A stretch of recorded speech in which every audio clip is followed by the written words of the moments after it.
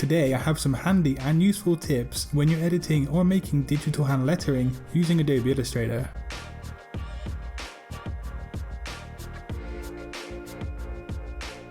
As designers, it's important to have a website to show off our portfolio of work. Bookmark offers the most straightforward and quickest way to generate an awesome website without even having to write down a single line of code, and all completed in a matter of minutes. Check out the link in the description below to learn more about Bookmark and design your website today.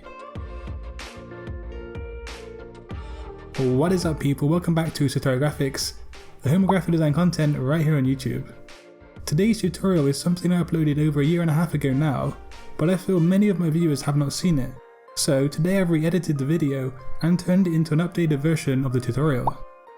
So if you want to learn some tips and techniques for editing hand lettering, stay tuned today guys.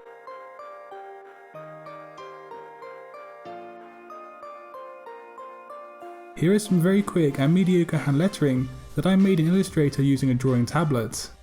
The first thing that you're going to want to do is to outline the stroke to a vector shape. Your hand lettering is now made up of vector shapes, as you can see with the various anchor points around the edges. In fact, there are way too many anchor points at this stage, but we're going to see to that later.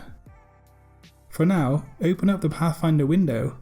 If we use the Unite option, it's going to tidy up or remove any crossover points on each individual letter. We want our hand lettering to be as neat and as simple as possible. So again, one more time looking closely at the letter S right here, when using the Unite option in the Pathfinder window, the inner part of the letter is cleaned up immensely. To keep things neat and simple on the hand lettering, we're going to use the Simplify option in Illustrator. This is going to remove unwanted or unnecessary anchor points. By using the settings in the Simplify window, we can lessen the amount of anchor points, but also still retain the same shape of the lettering. You can also clean up the anchor points by going into Object, Path and Clean Up. But back in the Simplify window, you can click Preview and see the anchor points that are going to be removed as they're shown in red. The last method for cleaning up your hand lettering is just to grab the Direct Selection tool and manually go around finding stray anchor points. You just then need to click them and press backspace on your keyboard to remove them. Just remember that it's best to have the least amount of anchor points possible on your lettering. The next step in today's tips video for hand lettering is to create a visually appealing layout.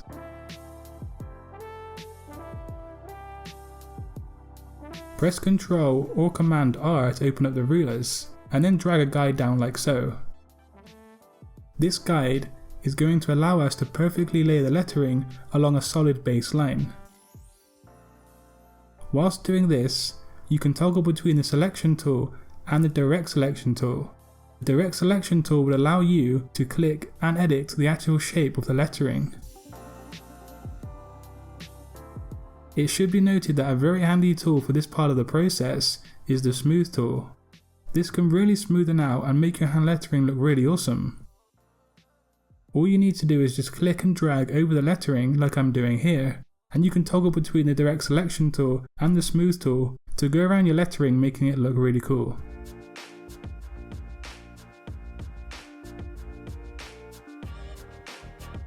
The next step in editing and improving your hand lettering in Illustrator is to take the pen tool and then drawing a small shape like so. These shapes are going to cut into the lettering to make it more visually appealing, and they can represent shadows or where areas of the lettering cross over each other.